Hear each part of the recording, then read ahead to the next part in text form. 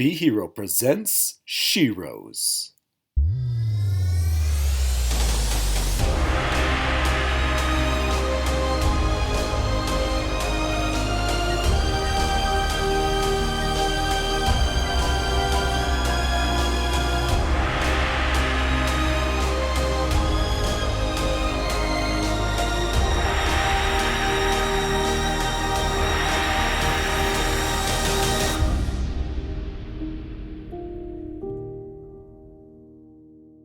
Hi everyone, Alicia here, And Amy. and we are asking the heroes to step aside for a moment so that we can give the sheroes their turn in the spotlight. Yes, you heard right. Welcome to Sheroes, a podcast by Be Hero Media. So just sit back because it's time for the real game changers to show you how it's done.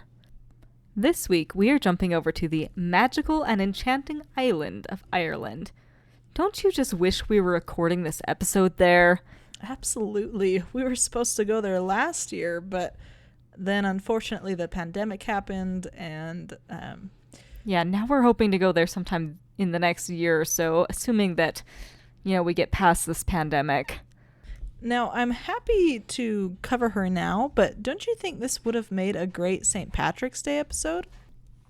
I'm sure it would, but I didn't want to wait that long. It's just too enjoyable. Fair enough. So this week we're going to talk about Aisling from the Irish film The Secret of Kells. Now, before we go any further, I want to give a spoiler warning since I don't think this is a well-known movie and it's possible you haven't seen it. It is well worth watching and it isn't very long. So if you think you're interested, stop where you are and go watch it. But please come back. We'd love your feedback. Yes, please do. Do both. Watch it and give us feedback and listen to the episode. Don't forget that. Now, in my opinion, this movie, it's the perfect marrying of both Irish magic and Irish Christianity. To give you a little background about the story and thus some insight into our character, Ireland was originally pagan. That seems a little unfair. Doesn't Christianity consider all religions that don't have the same basic beliefs as them pagan? I'm not sure what their religion is called, but their leaders are druids. Yeah, so there were several Christian missionaries that went to Ireland to convert the barbarians, or as some of them said, save the barbarians. These missions were largely successful, the most famous of which would have been St. Patrick. But our story takes place several centuries after most of the island had been converted, and it's now being invaded by Vikings. Now, these Vikings tended to pillage monasteries and abbeys because they were wealthy, and they also are known for taking slaves. I don't think this is how you meant for it to sound, but it sounds like you said the monasteries are known for taking slaves. Yeah, that's definitely not how I meant for it to sound. I meant to say the Vikings were known for taking slaves, but thanks for checking and clarifying that. Yeah, and the monasteries and abbeys, they were easy targets because they often didn't have any form of military or armed guards. They were meant to be more peaceful places. Kells is an Irish abbey where the famous Book of Kells was held for a few hundred years.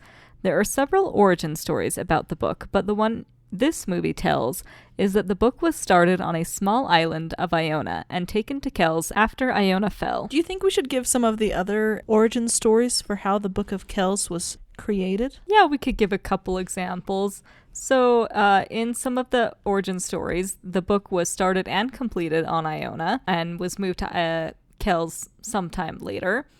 And then some of the origin stories have it being started and finished in Kells. And yeah, I don't remember the other ones. I'm sure there are others. Fair enough. And while we're at it, we probably should also include and tell you what the Book of Kells is. It's an artistic masterpiece of the first 4 books in the New Testament, the Gospels. Circling back, the Book of Iona, or Kells, was taken to Kells after Iona was attacked and fell from the Viking raid. And this is where our story picks up. The movie begins with a young boy, Brendan, whose belief in the power of the book is so strong that he defies his uncle, the abbot of Kells, to help finish the book. And what is it about the book that, this power that causes him to defy his uncle? The brothers at the monastery, or the abbey, not the monastery, they told him that it had the power to turn darkness to light. And they even said that sinners would be blinded by casting their eyes upon a page. Which was something of a bigger deal back then. Although it turns out that is not true. We find that out later in the movie. We could go into more details about Brendan and the other characters. And we will. Because he is an integral part of the story, but this episode isn't actually about him. As you know, this is a Shiro's podcast. So he will be here as needed to explain the story, but we'll be focusing on Aisling. So her name is actually Aisling? Are you sure? Yeah, pretty sure. Okay. You might have to watch it again. Fair enough. So back to the story. Brother Aidan, the one who'd been tasked with finishing the book, he asks Brendan to go into the forest and find a berry that is used to make ink for the book. Now, Brendan has never been outside the abbey before. He thinks it's basically dangerous and that everything's out to kill him. So in order to not get caught sneaking out, he finds a secret passageway out of the abbey and into the forest. He doesn't get very far when he is surrounded by wolves. Suddenly, after the howling of a lone wolf, they disappear and we are left with a girl that looks to be about the same age as Brendan. This girl is Aisling, our Shiro. She asks if the cat that he brought with him is his. The cat is actually Brother Aidan's, but that's not really important to the story. Now, Aisling, our Shiro, is a fairy. Fairies are a part of Ireland's ancient traditions. To give a little more background that probably should have been mentioned earlier in our episode, in Irish traditions, their island was populated multiple times. In their folktales, it was populated by the Old Ones, then conquered by the Tuatha Dé Danann, hopefully I said that right, then humans. Fairies are Tuatha Dé Danann, and some folktales even have it where the humans are descendants from both the Old Ones and the Tuatha Dé. Okay, so who is she? So Aisling is a fairy orphan who has the ability to change into a wolf. She seems to be something of an alpha among the wolves. For instance, as we mentioned, when she asks about the cat, she's the one who called the other wolves off from the boy. She's from the forest and declares it hers. Now, we do agree that she's probably the wolf, but I don't know if it ever actually proves it in the movie. Yeah, you might be right. For some reason, I thought that it did. Maybe it's just because it seems quite obvious. Yeah. Fair enough. Why is she a Shiro? Okay, so correct me if I'm wrong, but she saves Brendan 3 times and is instrumental in his successful contribution and completion of the Book of Kells. Now, as we know, the number in 3 in Irish folktale, it's a powerful storytelling. No. I hate to cut you off here, but it was at least 4 times. What? 4? Which one am I missing? Well, the first time she saved him, we already mentioned. The wolves of the forest had surrounded the boy Brendan and were circling for the kill when in wolf form she called them off. Or presumably, as we mentioned above, we haven't proved it, but we suspect. True. The second time was on the same day when she was helping him find this stinky berry. Do you remember what it was called? No. The third time... Hold on, slow down. How did she save him the second time? Did I not say? No, you didn't. Oh. He was climbing this very large tree and he falls almost to his death. Okay, I'm probably exaggerating a smidge here, but I'm pretty sure, he does fall and she catches him. Are we ready to move on to the third time? Yes, go ahead. Okay, so the third time was when Brendan was locked in the tower, so he couldn't work on the book. Oh, that's the one I forgot. Yeah, so his uncle is trying to protect not just him, but the abbey from the Vikings. So he's very much building a stronghold. And when Brendan keeps sneaking out, this is his nephew. And his, might be his only living family left. I'm not really sure. Yeah. I don't know if it actually says. So he's trying to protect him. So he locks him in the tower. As any good uncle would do. Yeah. Well, this is probably the most magical scene in the movie.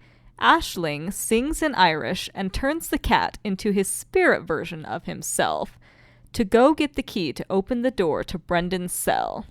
You know what? I'm proud to say that I actually understood, I think, 2 words in the song. Was that word cat? I don't remember. I'll have to listen again. Okay, so she also saved him from the Vikings when they invaded Kells and chased him and Brother Aidan into the forest. She sent the wolves after the Vikings, and they were either killed or fled. This allows Brendan and Brother Aidan to flee and eventually complete the Book of Kells. What are some other special moments of her in the movie? As we mentioned earlier, this draws from the Christian and pre-Christian era to really meld a beautiful story. So in order to make the Book of Kells the perfect creation, Brendan needs to be able to see the pattern on a dragonfly's wing, or was it butterfly?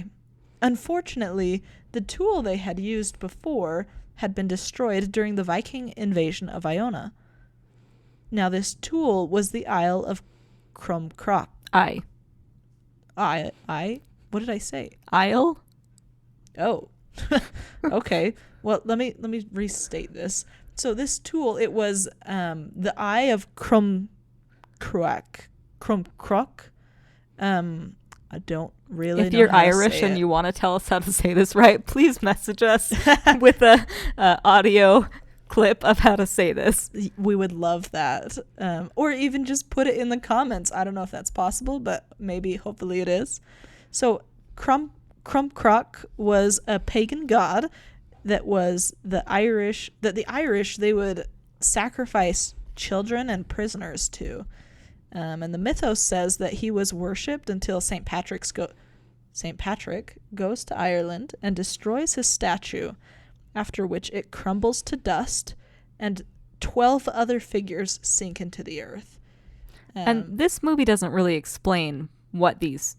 Well, do we even have these 12 other figures in the movie? Yes, that's something I was going to bring up almost. Did I? Maybe I wasn't going to bring it up. I don't know. Well, no, we're going to talk about it. We're getting there. Okay.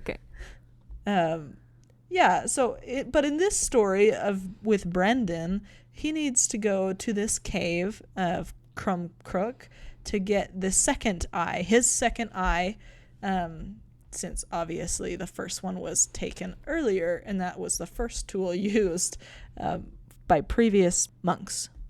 Okay, so you said it was used by previous monks. Why did they need it? Oh, well, because the eye, it looks like a crystal or diamond and has the power to magnify something large enough to see the pattern of the butterfly's wing. So it's a fancy magnifying glass. Yes. And so Aisling decides to help him with getting to the cave of Crumcrook, even though he destroyed her family or somehow was involved in the destruction of her family. And possibly her people. We don't see any other fairies in this movie. Yeah, she's alone. But the reason why she decides to help is because the book is supposed to turn darkness into light. So she goes and she lifts this huge stone. I mean, this thing is like, I don't know. It's like, what, the size of a couple doors? I mean, it's kind of like a large statue. Not quite as big as some of the, ones we see in Greece that are like, people float boats under. It's quite a bit smaller than that. But I mean, it looks like it's kind of people sized, maybe a little bigger. Okay, yeah. So let's say it's the having size of a large statue. Lifted rocks before. Right, having lifted rocks. That's not light. It's not easy. When we've done it, we have much smaller rocks, and we usually have at least 3 people, maybe more. But anyways, she is, with her, magical fairy power, is able to lift this stone. However, I think it's actually like the power of Crumcrook that like really like kind of steals her like strength, and you see her just like getting weaker as she's holding it, And she as kind the of looks like she's aging too. yeah, the darkness is like trying to take her. But that allows Brendan to enter the cave, and that's when he does battle with Crom and ends up winning and getting the second eye. So now earlier you were mentioning about if you weren't sure if those 12 other figures that we mentioned earlier were depicted in the movie. Yeah, I can't remember, but I'm pretty sure they are. So yeah, that's what I was going to say earlier, but I wanted to wait. So they're kind of seeing what with when the stone is being lifted and Crum Crook is dead or something like that. Yeah, there's like 3 scenes of that little cave section, and I don't know. I think it's in maybe 1 or 2 of the scenes. Okay. So we've given you the times that she saved Brendan, but I wanted to take a quick moment and discuss why she's a shero. We haven't really done anyone quite like her. Unlike the others that we've done so far, she wasn't trying to save the world or a town. She was trying to save her friend, a boy. Just one person. That she'd met, possibly the only person she knew. Possibly the only human she knew. She was a shero to just one person, but the impact of her friendship and the help that she provided to Brendan is huge. Without her, he might never have found the berries to make ink. He might never have found or survived his experience with Crum Crook. In every way, she was instrumental in bringing about the completion of the book, while not actually being the one writing it. So what I'm saying is, in a lot of ways, she might be the most important shero we have done yet. She helps just for the sake of helping with no expectation of reward. Yeah, I agree with what you're saying. Perhaps these little moments that we spend time helping each other will also have an impact, just like the one that she had, both on Brendan and even on the Book of Kells. And, you know, the Book of Kells, it's a masterpiece. It's really beautiful. And I've been trying to see if I can find a replica. I haven't found one yet. I would love. Anything else to add, either about, you know, the book or the movie or related topics? Yeah. Well, it's not really about Aisling, but it's still related. So I looked up the lyrics to Aisling's song about the cat.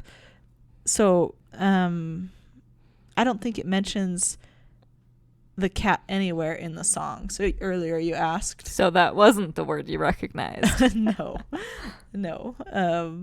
But I thought you might be interested to know that Pengarban, the name of the cat, is the name of a semi-ancient Irish poem called. Oh, that's cool. So is Pengarban a cat in the poem? Yes. And it gets even better. There's a book series about Pengarban. I'm not completely sure when the first book was published. It's hard to find which characters in the first book. It's hard to find which book is the first book. But there was one published in 2002, which I don't think was the first one. And the latest one was published this year. I'm going to have to check that out. Is it in Irish? I don't know. We might have to brush up on our Irish skills. What I do know is that when I found it on Amazon, it definitely was showing it in, like, I think pounds, the sell price.